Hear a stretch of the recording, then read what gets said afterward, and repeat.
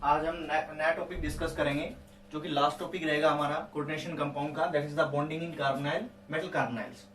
अब bonding in metal carbonyl पढ़ते हैं। देखो, मेटल मतलब मेटल और कार्बोनाइल मतलब सीओ ग्रुप। तो मेटल कार्बोनाइल यानी कि मेटल और कार्बन जो सीओ ग्रुप का कार्बन है उसके बीच में बॉन्डिंग पढ़ेंगे हम।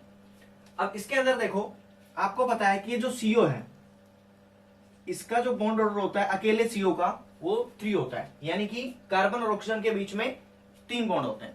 अब इसके अंदर जब ये मेटल के साथ अटैच होता है, किसी भी मेटल के साथ बॉन्ड बनाता है, तो ये नॉन क्लासिकल लिगेंड की तरह बॉन्ड बनाएगा। नॉन क्लासिकल का मतलब देखो, जनरली क्या होता है, क्लासिकल क्या होता है कि जनरली जब लिगेंड मेटल के साथ बॉन्ड बनाता है तो अपना लोन पेयर डोनेट करता है मेटल को और एक सिग्मा बॉन्ड बना लेता है।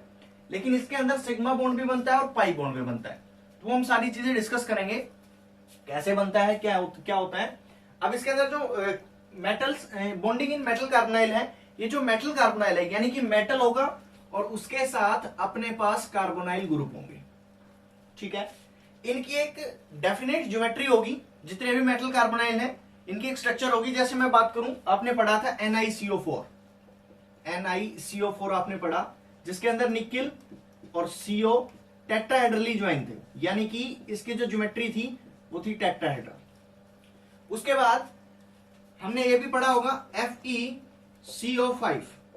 अगर इसकी बात की जाए तो आयरन की जो ज्योमेट्री थी वो ट्राइगोनल बाइपिरामिडल थी, यानी कि ये CO होगा, इस तरह से CO हो गया, CO हो गया, ये अबव द प्लेन और ये below the plane, CO trigonal bipyramidal.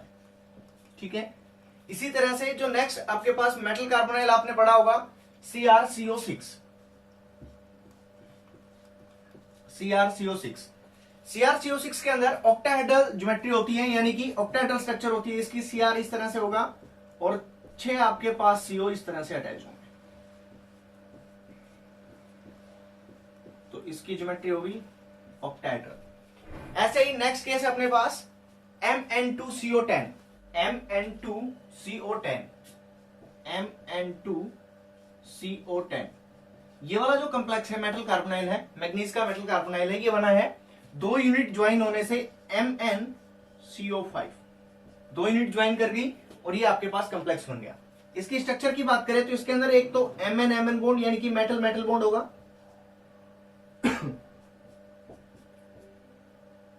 बाकी आपके पास CO लगे होंगे, इस तरह से CO लगे हुए होंगे। ठीक है, तो ये डेफिनेट ज्योमेट्री हो गई मेटल कार्बोनाइल की। अब हम ये बॉन्डिंग पढ़ते हैं कि ये जो मेटल है और जो CO है इसके बीच में ये जो बॉन्ड है, ये बॉन्डिंग कैसे हुई है, ये पढ़ने वाले हैं। मैंने आपको अभी अभी बताया था कि जो CO है वो एक नॉन क्लासिकल लिगेंड है। नॉन क्लासिकल लिगेंड भी बोलते हैं इसको, और इसको बोलते हैं ये sigma donor pi acceptor ligand है। Sigma donor pi acceptor ligand है, non classical ligand and sigma donor pi acceptor. देखो, मेटल CO की बात कर रहे हैं हम, CO को हम बोलते हैं non classical ligand, non classical ligand, या मैं बात करूं हम इसको बोलते हैं और sigma donor pi acceptor. Sigma donor भी बोला जाता है, सिग्मा डोनर पाई एक्सेप्टर। इसका क्या मतलब है, ये सुनो। देखो, होता क्या है कि मेरे पास मेटल होगा, जनरली क्या होता है, अगर ये CO एक लिगेंड की तरह काम कर रहा है तो C ट्रिपल बॉन्ड O, ये CO हो गया। अब इसके अंदर इसका एक लोन पेयर होगा इस तरह से। मेटल है, मेटल के अंदर वैकेंट ऑर्बिटल, मेटल का वैकेंट ऑर्बिटल हो गया और इसके साथ ये इसके दूसरे ऑर्बिटल। अब होगा क्या, जब सिग्मा बॉन्ड बनेगा तो ओवरलैप करेंगे ये जो CO का ये जो फील्ड ऑर्बिटल है, ये वाला ऑर्बिटल है इस मेटल के एम्प्टी ऑर्बिटल के साथ। यानी कि जब सिग्मा बॉन्ड बनेगा तो सिग्मा बॉन्ड बनेगा by the donation of electron pair from CO to metal. CO अपना इलेक्ट्रॉन पेयर डोनेट करेगा, जनरली ऐसा ही होता है, लिगेंड अपना लोन पेयर डोनेट करते हैं मेटल को। जब CO अपना लोन पेयर डोनेट करेगा मेटल को तो वहां से बॉन्ड बनेगा सिग्मा। ठीक है, लेकिन ये जो CO है इसकी प्रॉपर्टी होती है, CO की प्रॉपर्टी होती है कि CO के पास जो CO है इसका जो एंटी बॉन्डिंग मोलिकुलर ऑर्बिटल है, जब हम इसका MOT बनाएंगे मोलिकुलर ऑर्बिटल डायग्राम, तो इसका जो पाई स्टार है यानी कि एंटी बॉन्डिंग मोलिकुलर ऑर्बिटल वो खाली होता है। और अगर मेटल का ऑर्बिटल फील्ड हुआ इस तरह से, तो होगा ये कि ये अब मेटल से इलेक्ट्रॉन पेयर ले लेगा। जब मेटल से इलेक्ट्रॉन पेयर लेगा तो उल्टा केस हो गया, इसीलिए इसको नॉन क्लासिकल बोलते हैं।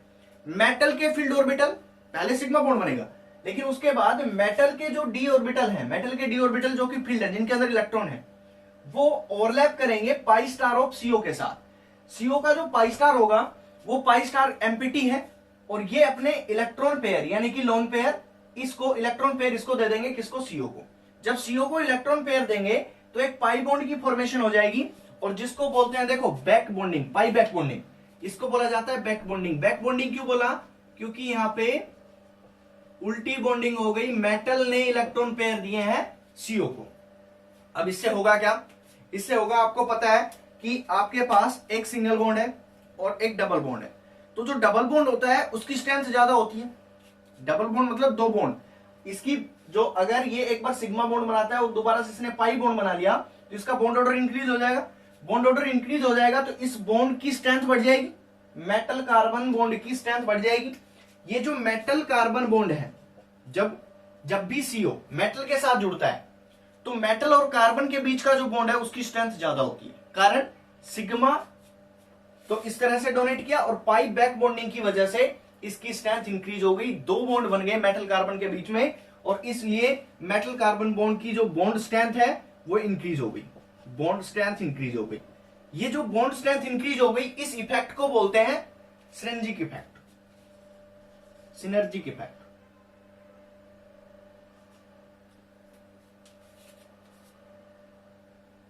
सिनर्जिक इफेक्ट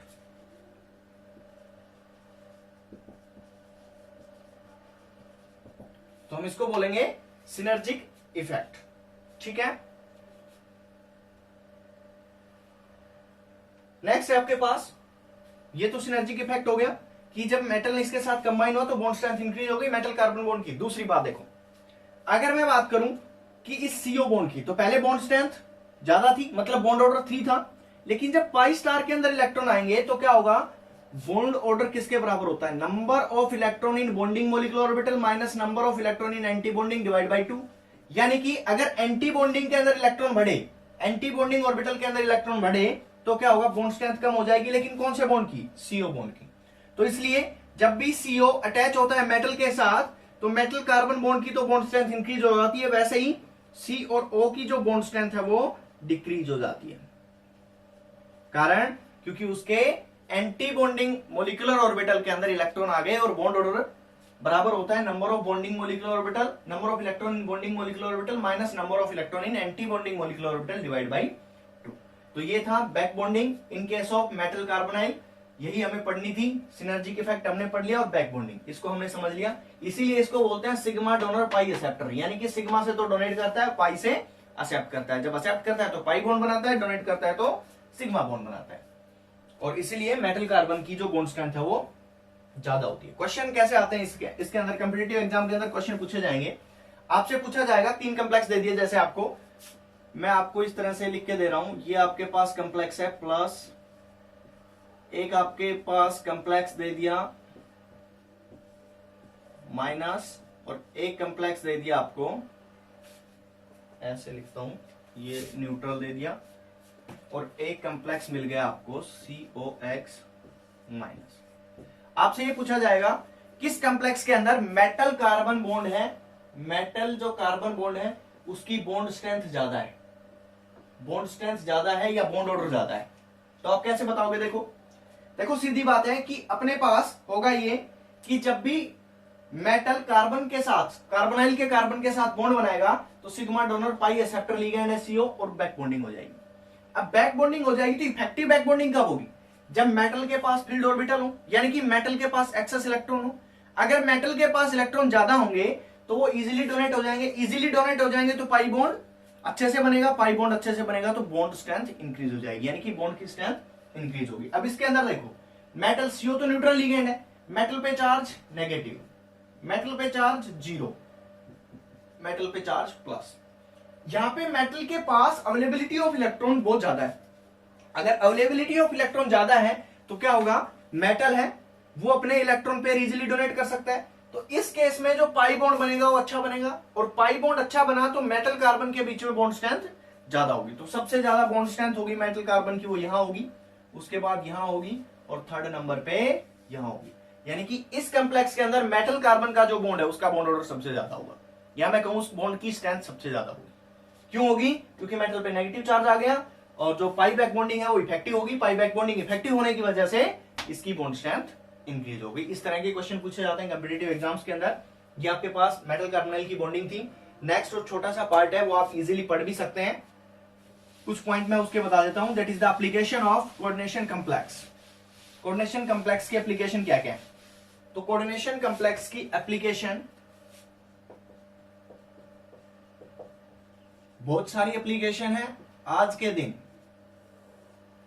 ट्रेंडिंग टॉपिक है कोऑर्डिनेशन कंपाउंड, क्योंकि इसकी यूटिलिटी बहुत ज्यादा है। इन कॉम्प्लेक्स की एप्लीकेशन बहुत ज्यादा है, यूजेस बहुत ज्यादा है। जैसे देखो, हम कॉमन यूजेस या एग्जांपल एप्लीकेशन लेते हैं। सबसे पहला यूज कि प्रेजेंट टाइम के अंदर जो कैंसर की ड्रग है, एंटी कैंसर ड्रग जिसको बोलते हैं, वो होती है सिस्प्लेटिन। वो भी एक कोऑर्डिनेशन कॉम्प्लेक्स है। सिस्प्लेटिन होती है PT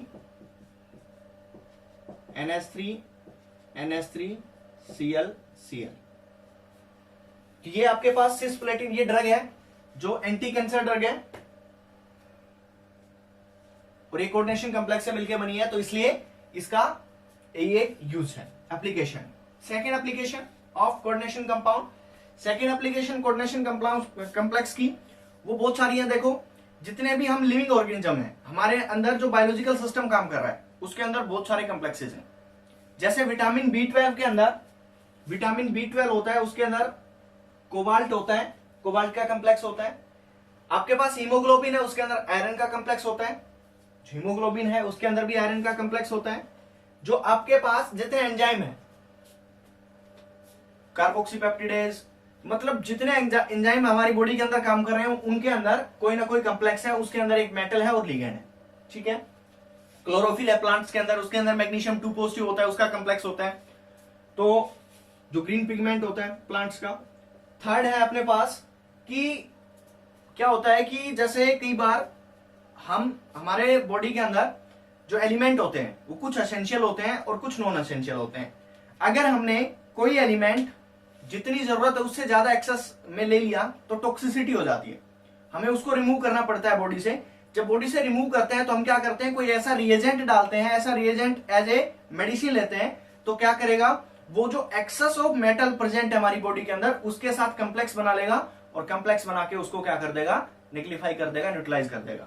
तो वैसे ही हमारी बॉडी के अंदर जो टॉक्सिसिटी रिमूव करने के काम भी बहुत सारी मेडिसिन आती है, उनके अंदर भी कॉम्प्लेक्सिंग रिएजेंट होता है, चिलेटिंग रिएजेंट होता है, जो मेटल के साथ चिलेट बनाएगा और उसको बाहर कर देगा। तो थर्ड पॉइंट ये हो गया। फोर्थ पॉइंट है अपने पास, यानी कि as a chelating reagent toxicity remove करने के काम आता है। चिलेटिंग रिएजेंट हम लेते हैं कब, टॉक्सिसिटी रिमूव करने के लिए। हाइड्रोजनेशन ऑफ एल्कीन के लिए कैटलिस्ट यूज होता है, विल्किंसन कैटलिस्ट, जो कि एक कोऑर्डिनेशन कंपाउंड है, कोऑर्डिनेशन कॉम्प्लेक्स है, जो होता है RHClPPH3 थ्राइस। ये कॉम्प्लेक्स है विल्किंसन कैटलिस्ट, जो काम आता है हाइड्रोजिनेशन ऑफ, ऑर्गेनिक में पढ़ेंगे आप, हाइड्रोजिनेशन ऑफ एल्कीन क्या होता है, एल्कीन का हाइड्रोजिनेशन, डबल बॉन्ड पे हाइड्रोजन लगाना। तो इसके अंदर भी इसका यूज है। और भी बहुत सारे यूज है, जैसे हार्ड वाटर है, हार्ड वाटर के अंदर कैल्शियम 2 पॉजिटिव और मैग्नीशियम 2 पॉजिटिव आयन प्रेजेंट होते हैं। तो हम क्या करते हैं, बाहर से एक सोडियम EDTA का कॉम्प्लेक्स डालते हैं। वो कॉम्प्लेक्स क्या करेगा, सोडियम को तो रिमूव कर देगा EDTA, और Mg2 पॉजिटिव और कैल्शियम 2 पॉजिटिव के साथ कॉम्प्लेक्स फॉर्मेशन कर लेगा। कॉम्प्लेक्स फॉर्मेशन क्यों कर लेगा, क्योंकि कैल्शियम 2 पॉजिटिव और मैग्नीशियम 2 पॉजिटिव का EDTA के साथ जो कॉम्प्लेक्स है उसकी स्टेबिलिटी ज्यादा है, उसका फॉर्मेशन कांस्टेंट ज्यादा है, तो इसलिए वो स्टेबल कर देगा उसको, और उसकी वजह से कैल्शियम 2 पॉजिटिव और मैग्नीशियम 2 पॉजिटिव हम वाटर से रिमूव कर लेंगे। तो हमारा जो हार्ड वाटर है वो सॉफ्ट वाटर के अंदर कन्वर्ट हो जाएगा, यानी कि सॉफ्टनिंग ऑफ वाटर के अंदर भी काम आता है। सॉफ्टनिंग ऑफ हार्ड वाटर, वहां पे हम ईडीटीए यूज करते हैं। और बहुत से केमिस्ट्री के अंदर क्वांटिटेटिव या क्वालिटेटिव एनालिसिस होते हैं जिसके अंदर कॉम्प्लेक्सिंग रिएजेंट यूज किया जाता है। तो वाइड एप्लीकेशन है किसकी, कोऑर्डिनेशन कंपाउंड की, वो आप बुक से भी पढ़ सकते हैं। और इसी के साथ अपना और जो ये कोऑर्डिनेशन कॉम्प्लेक्स है, कोऑर्डिनेशन कंपाउंड का जो चैप्टर था, चैप्टर नंबर 9, वो खत्म हो गया। नेक्स्ट टाइम पे हम नेक्स्ट टॉपिक कोई अगला स्टार्ट करेंगे। ठीक है, थैंक यू।